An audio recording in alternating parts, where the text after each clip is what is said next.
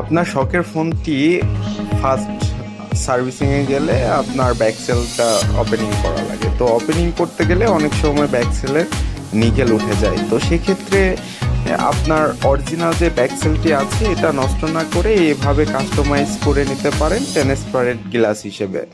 এটা কিন্তু অনেকটাই সুন্দর লাগে যদি আপনি সেভাবে কাস্টমাইজ করে নিতে পারেন। তো কাস্টমাইজটা করবেন কিভাবে এটা আমি আপনাকে বলতেছি।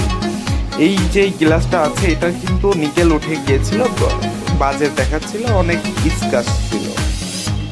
তো যদি না ফেটে থাকে তাহলে এই কাস্টমাইজটা আপনি করে নিতে পারবেন। এবং কালার, এই যে কালারটা দেখছেন এটাও কিন্তু কাস্টমাইজ করা। এই কাস্টমাইজটা কিভাবে করবেন আমি আপনাকে বলি।